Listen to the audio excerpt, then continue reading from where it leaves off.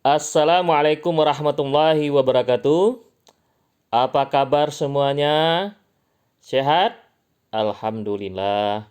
Semoga kita semua dalam keadaan sehat selalu dan semangat dalam menjalankan perkuliahan kita kali ini. Dimanapun Anda berada, walaupun kita online jarak jauh dan tentunya proses perkuliahan harus tetap semangat dan fokus ya dalam memperhatikan dan mendengarkan materi yang akan saya sampaikan. Terima kasih yang sudah fokus. Baik, pada kesempatan kali ini saya akan menjelaskan mengenai budaya organisasi. Ya, jadi yang namanya budaya tidak selalu dalam lingkungan masyarakat kita, tetapi di organisasi, di perusahaan juga terdapat budaya. Kenapa ya manusia ada di dalam organisasi? Maka aktivitas, kebiasaan yang dilakukan memunculkan budaya. Apalagi yang kita pahami bahwasanya manusia adalah makhluk berbudaya. Lalu bagaimana yang dimaksud dengan budaya dalam organisasi atau budaya organisasi? Oke, kita pahami terlebih dahulu dari pengertian dari budaya organisasi itu. Nah, di sini ada beberapa pengertian yang disampaikan dari Robin and Judge, kemudian juga dari Lutan dan pengertian dari Bapak Siagian ya. Ini kok dari buku pengembangan organisasi. Atau yang kita kenal juga kalau dari bukunya Robin ini buku teori dan juga teori dari penjelasan buku dari perilaku organisasi. Nah, bisa Anda cek nanti. Nah, ini menjadi referensi kita ya untuk pembelajaran kita. Nah, Robin and Judge di sini mengartikan, mendefinisikan bahwasanya budaya organisasi adalah kultur organisasi mengacu pada sebuah sistem makna bersama. Nah, ini kata kuncinya, sistem makna bersama yang dianut oleh para anggota yang membedakan organisasi tersebut dengan organisasi lainnya. Jadi, ada pembeda antara satu organisasi dengan organisasi yang lain. Nah, di sini ada kata kunci sistem makna bersama. Yang dimaksud sistem makna bersama apa? Yaitu sekumpulan karakteristik kunci yang dijunjung tinggi oleh organisasi. Jadi ada pemahaman bersama, diartikan secara bersama bahwasannya kalau saya menjadi bagian sebuah organisasi, katakanlah di organisasi di perusahaan A ya, misalnya contoh perusahaan A itu memiliki ciri khas tertentu, memiliki ciri khas yang berbeda dengan organisasi yang lain, memiliki kebiasaan yang berbeda dengan kebiasaan yang lain. Nah, ini menjadi sistem makna bersama atau juga yang dikatakan makna bersama itu adalah persepsi ya. Jadi anggota organisasi mempersepsikan bahwasannya organisasinya seperti apa. Dan itu menjadi kebiasaan dari anggota organisasi itu. Kemudian, Lutan di sini mengartikan budaya dapat didefinisikan sebagai pengetahuan yang diperoleh untuk menginterpretasikan pengalaman dan menghasilkan perilaku sosial. Nah, jadi kalau di sini Lutan lebih mengartikan sebagai pengetahuan ya. Nah, yang diperoleh dari organisasi ketika kita menjadi bagian sebuah organisasi, kita memiliki pengetahuan bagaimana organisasi itu berjalan, bagaimana kebiasaannya, ya. Dan selama-lama kita menginterpretasikannya berdasarkan pengalaman kita di dalam organisasi itu, kemudian interpretasi itu menghasilkan perilaku yang berjalan dalam kehidupan kita sehari-hari berada di organisasi. Ketika kita bekerja dari pagi sampai sore berada di organisasi, waktu yang cukup panjang ya, kita dalam seminggu kita menghabiskan waktu dalam sehari misalnya 8 jam, kemudian aktivitas kita apa di sana, berinteraksi secara sosial dengan lingkungan sekitar, bagaimana kita berinteraksi dengan atasan kita. Nah, itu menghasilkan perilaku-perilaku yang itu merupakan bagian dari organisasi. Nah, kemudian kalau di sini Siagian mengartikan budaya organisasi merupakan kesepakatan. Nah, ini penting. Menarik juga. Jadi ada kesepakatan bersama di sini, komitmen bersama tentang nilai-nilai bersama dalam kehidupan organisasi dan mengikat semua orang dalam organisasi yang bersangkutan. Nah, ini sudah lebih detail lagi, ada kata kuncinya nilai. Nilai bersama, nilai-nilai bersama. Jadi tidak hanya satu nilai-nilai bersama. Jadi di dalam sebuah organisasi ada sebuah kesepakatan yang kemudian itu menjadi perilaku yang harus dijalankan secara bersama-sama gitu. Dan ini mengikat terhadap semua anggota organisasi supaya ini menjadi nilai bersama ini tentunya bertujuan mendukung tujuan dari organisasi. Misalnya biasanya ada beberapa perusahaan menggunakan pakai bahasanya core value. Jadi nilai utama organisasi. Nanti bisa Anda cek beberapa perusahaan, googling ya, silakan dicek nilai-nilai utama perusahaan A, perusahaan B. Jadi kata kunci ada gunakan nilai-nilai utama, core value. Nah, dan ini penting merupakan kesepakatan bersama karena memang ini mendorong supaya kebiasaan-kebiasaan ini, nilai-nilai yang ada ini menjadi sebuah nilai yang mendukung efektivitas dari organisasi. Contoh misalnya berkaitan dengan integritas, ya. Integritas, jadi menjalankan perusahaan, menjalankan aktivitas sehari-hari, menjalankan tugasnya harus bertanggung jawab, integritas, jujur. Kemudian juga ada contoh-contohnya misalnya nilainya teamwork, kerjasama gitu. Jadi menjalankan tugasnya harus bekerja sama dengan dalam satu tim dengan tim yang lain gitu ya. Nah, ini dikatakan sebagai komitmen bersama. Oke, jadi kalau kita sepakati untuk pengertian dari budaya organisasi dari beberapa pengertian tadi, pertama adalah nilai dan keyakinan bersama yang mendasari identitas organisasi perusahaan. Jadi kalau identitas itu menjadi ciri khas, kemudian seperangkat nilai-nilai pokok atau core value, asumsi. Nah, jadi asumsi di sini pandangan berpikir anggota organisasi terhadap organisasi, pemahamannya dan cara berpikirnya yang dimiliki bersama oleh anggota organisasi dan diajarkan kepada anggota yang baru. Dan ini menjadi kebiasaan ketika ada anggota baru yang datang, ada karyawan baru yang masuk, maka juga ditransfer budaya itu kepada karyawan tersebut. Nah, kemudian ada 3 tingkat budaya organisasi yang menjadi persepsi yang kemudian itu menjadi perilaku juga ya. Jadi di sini yang pertama ada budaya organisasi yang sifatnya itu tampak, visible. Contoh, cara berpakaian, ada seragamnya. Kalau kita lihat ada Trans TV menggunakan pakaian yang model ini ya, ada seragamnya, bawahnya coklat susu itu ya, kemudian tasnya hitam, ada juga sekarang dongker, macam-macam ya. Di beberapa perusahaan juga melakukan seperti itu. Dia ada seragam-seragam yang sifat itu adalah sebenarnya bagian dari budaya organisasi yang tertampak secara fisik. Kenapa kok menggunakan pakaian yang lebih fleksibel gitu ya? Karena memang aktivitas mereka yang mendukung untuk pekerjaan yang lebih fleksibel di lapangan gitu ya. Nah, kemudian juga yang sifatnya seremoni, perayaan-perayaan ya. Jadi juga bagaimana perusahaan juga ada aktivitas yang memang misalnya ada acara ulang tahunnya perusahaan, kemudian ada secara simbol-simbol yang muncul. Begitu juga logo itu juga bagian dari menunjukkan bahwa sana itu adalah budaya organisasi juga. Bahkan juga tata ruang kantor, bagaimana ruang kantornya yang mendukung. Kalau misalnya modelnya satu divisi modelnya kursinya, mejanya itu besar, kemudian saling berhadapan, ada juga modelnya pakai sekat-sekat. Ini juga menunjukkan bagian dari budaya organisasi dan itu memiliki makna. Kenapa kok model kursinya, ruang kantornya banyak sekat-sekatnya? Nah, kenapa kok kemudian dia tidak pakai sekat? Nah, ini akan memunculkan makna tertentu.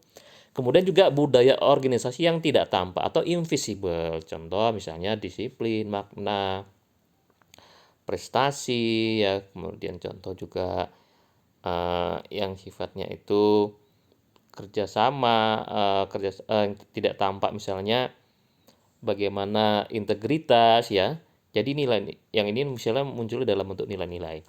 Kemudian juga keyakinan yang paling dalam atau asumsi-asumsi yang tersembunyi. Jadi bahkan ada juga persepsi-persepsi yang sebenarnya ini bisa bisa saja itu tidak menjadi sebuah yang tertulis yang menjadi nilai kesepakatan bersama yang disepakati bersama-sama, tapi menjadi sebuah nilai yang mendalam yang dipahami sebenarnya. Jadi tanpa disadari, tanpa dituliskan itu menjadi sebuah keyakinan bersama. Contoh bahwasannya kalau di perusahaan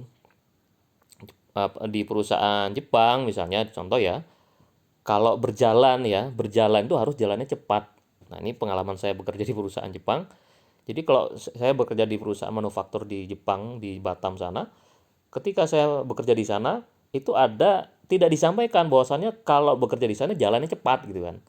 Tapi itu terpengaruh, dan itu menjadi keyakinan tuh, punya alasan kenapa kok harus jalan cepat, ya itu menjadi budaya di perusahaan, dan itu dipengaruhi oleh karyawan atau juga pemimpin perusahaan orang Jepang sana. Kalau mereka berjalan tuh cepat sekali gitu kan, dan kami kalau berhadapan dengan uh, atasan-atasan yang dari Jepang misalnya, ataupun rekan kerja dari Jepang, itu akan kami berpengaruh terhadap budaya itu. Jadi budaya Jepang itu terbawa itu kan pada perusahaan juga gitu ya. Dan ini dan diyakini, dan itu tidak tertuliskan gitu ya. Nah, atau juga yang sifatnya ketika misalnya ada perusahaan keluarga yang kemudian diyakini bahwa ini adalah pemilik perusahaan, maka cara cara berkomunikasi, kemudian bagaimana kita menghadapi atasan ya dengan pemilik perusahaan pasti akan berbeda, itu akan terpengaruh gitu ya.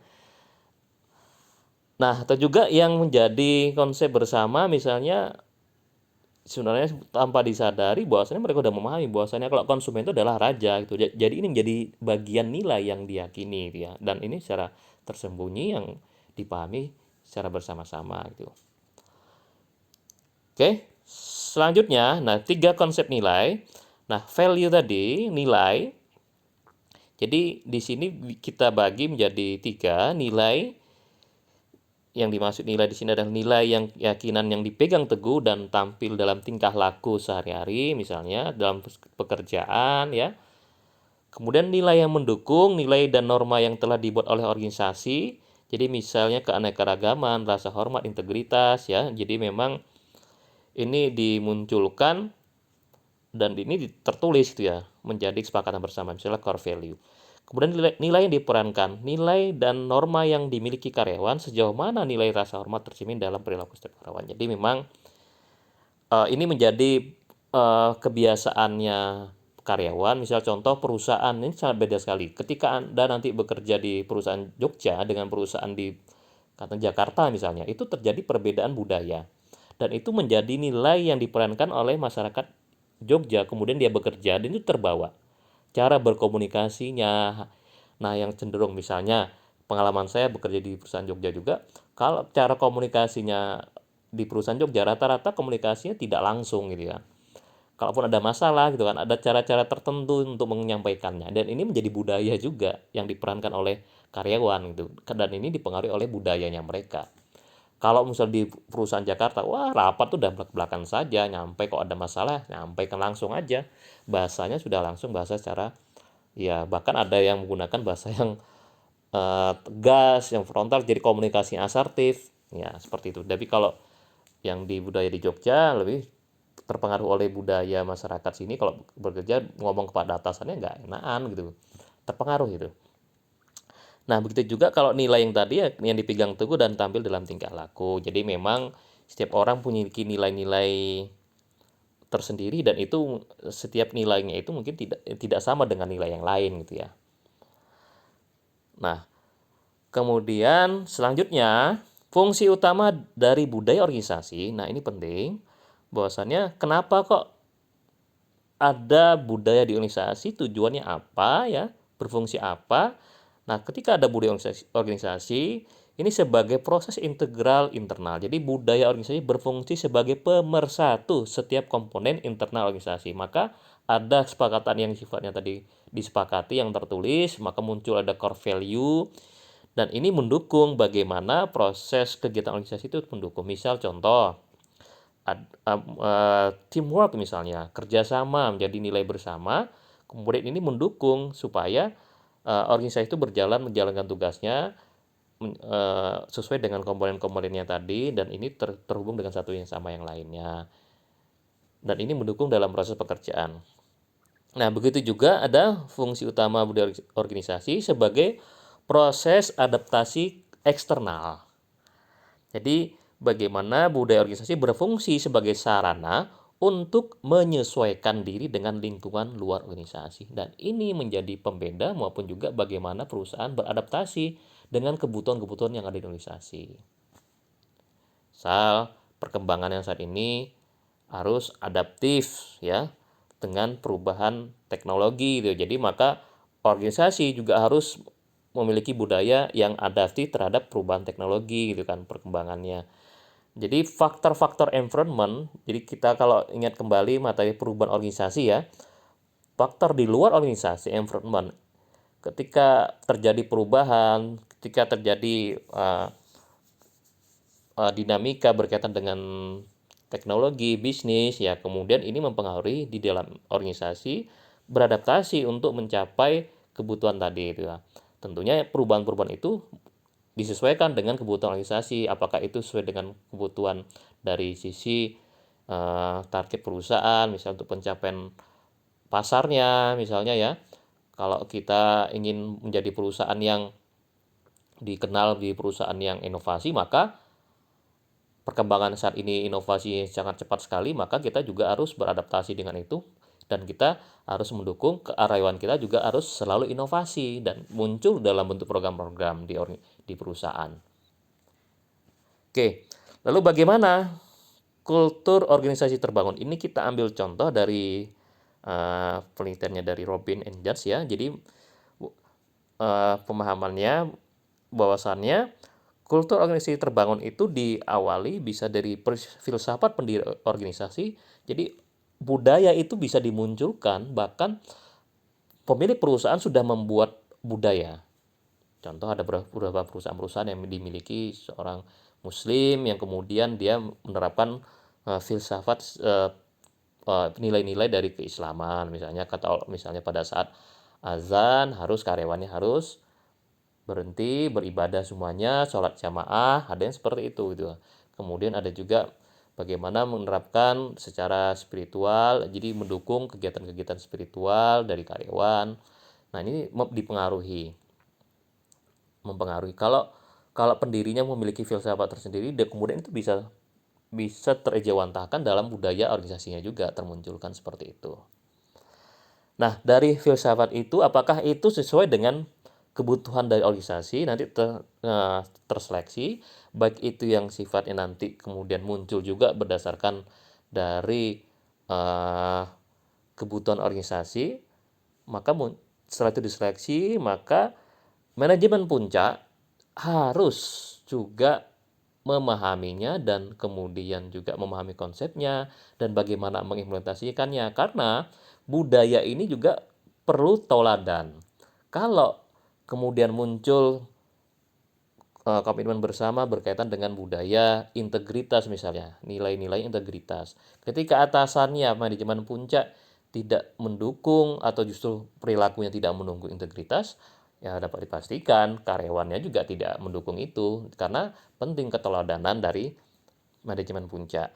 Nah, kemudian dari itu juga manajemen puncak selain dia menjadi tauladan bagi karyawannya, ini juga sebagai proses sosialisasi maupun juga dengan program-program sosialisasi yang dilakukan oleh perusahaan. Ya, sosialisasi banyak sekali modelnya. Ada dengan tulisan, dengan video, dengan berbagai macam program ya, atau ada di perusahaan itu sudah menuliskan terpampang nilai-nilai mereka. Tapi yang justru yang penting adalah bukan tulisannya tapi implementasinya dalam kehidupan sehari-hari di organisasi. Oke, kemudian dari itu akan muncul ya budaya organisasi yang cerita, simbol, ya, kemudian yang bahasa jadi kebiasaan, jadi bahkan secara fisiknya menjadi sebuah budaya organisasi. Oke, selanjutnya ada 4 fungsi budaya organisasi secara internal, dan di sini menjadi fungsi dari internal organisasi di sini tersendiri. Memberikan identitas organisasi kepada karyawannya, bagaimana ini menjadi ciri khas kalau kemudian kita pakai ketika menjadi karyawan di perusahaan tertentu, pakaiannya seragamnya ada, ketika Anda pulang mesti kan udah oh ini karyawan perusahaan A, perusahaan B gitu ya. Nah, kemudian memudahkan komitmen kolektif ya. Kemudian juga mendukung stabilitas sistem hubungan sosial antar personal, memudahkan karyawan memahami tujuan organisasi.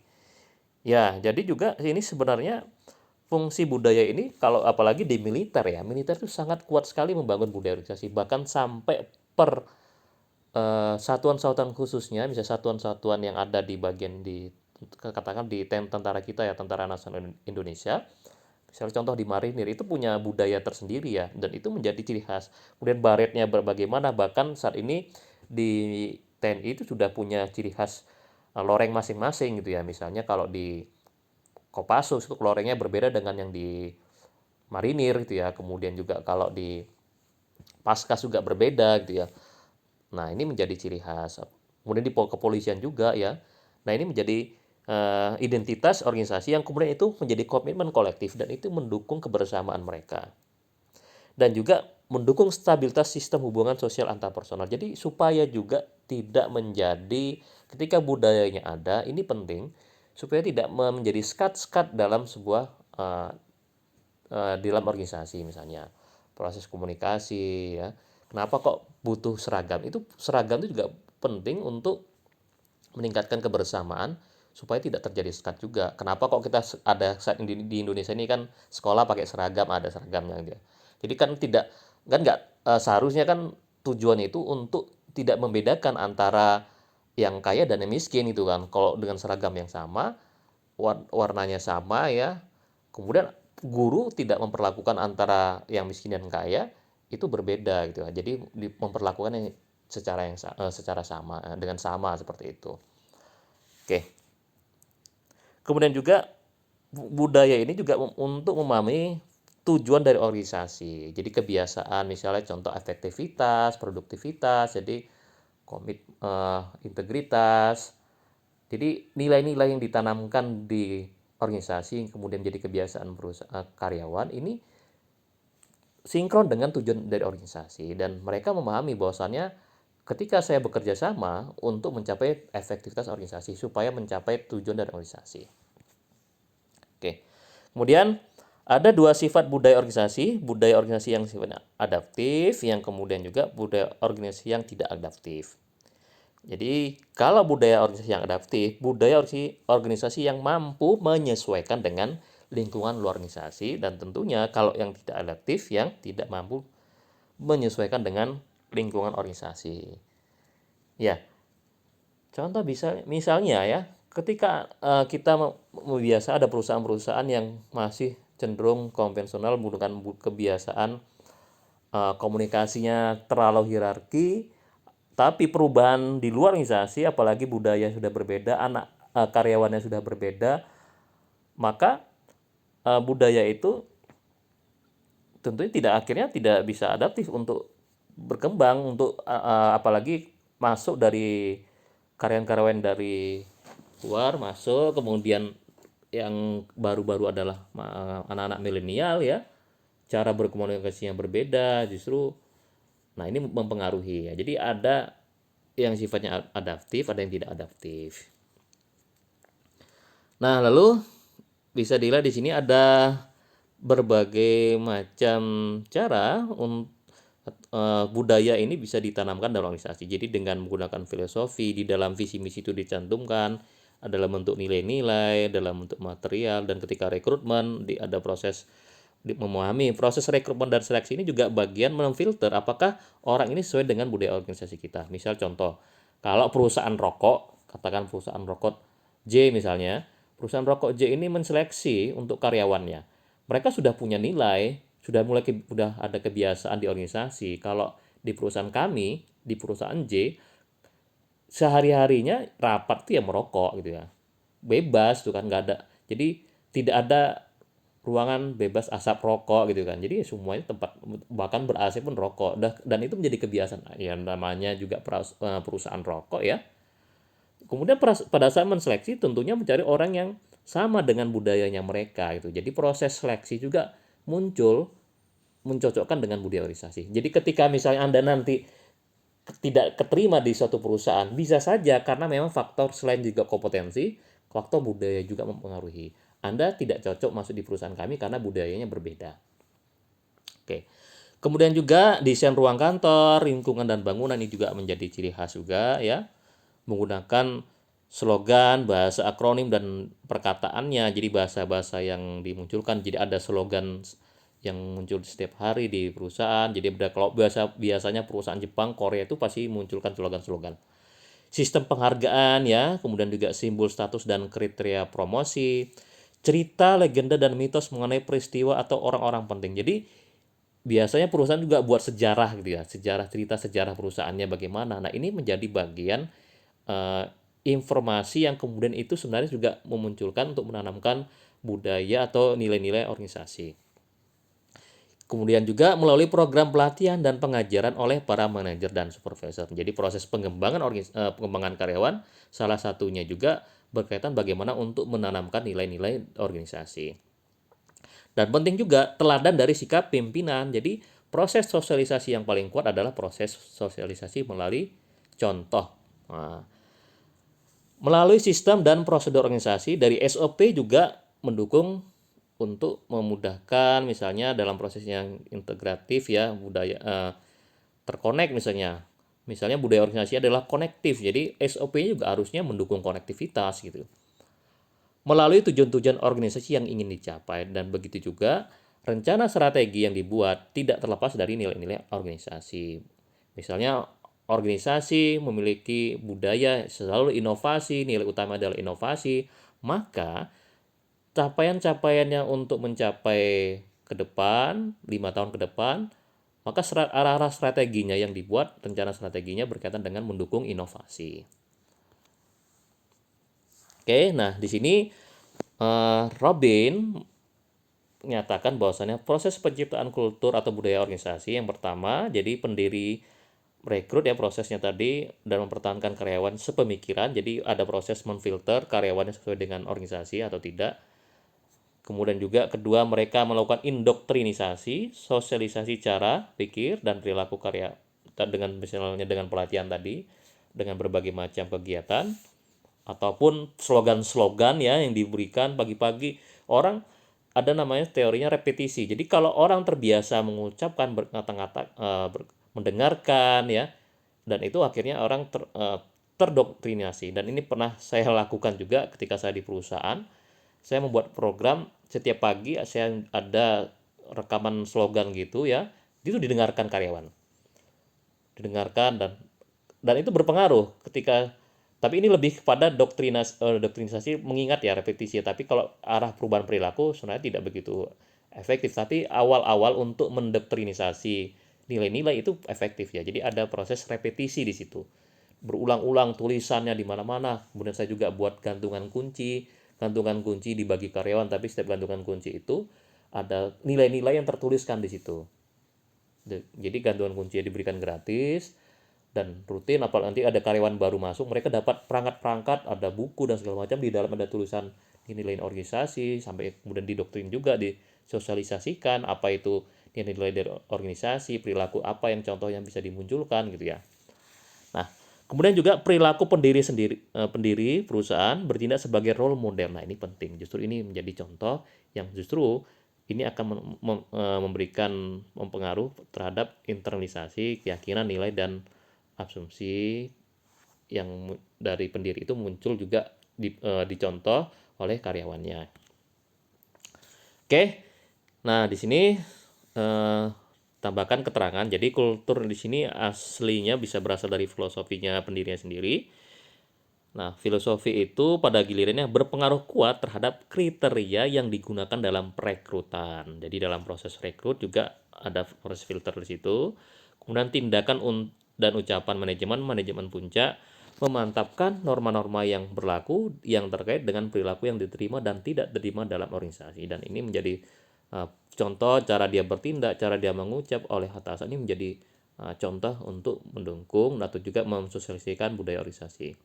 Kemudian juga organisasi harus membantu karyawan baru untuk beradaptasi dengan kulturnya. Jadi justru ketika karyawan baru datang masuk, dia punya budaya yang sendiri ya, ketika orang masuk organisasi kan punya budaya.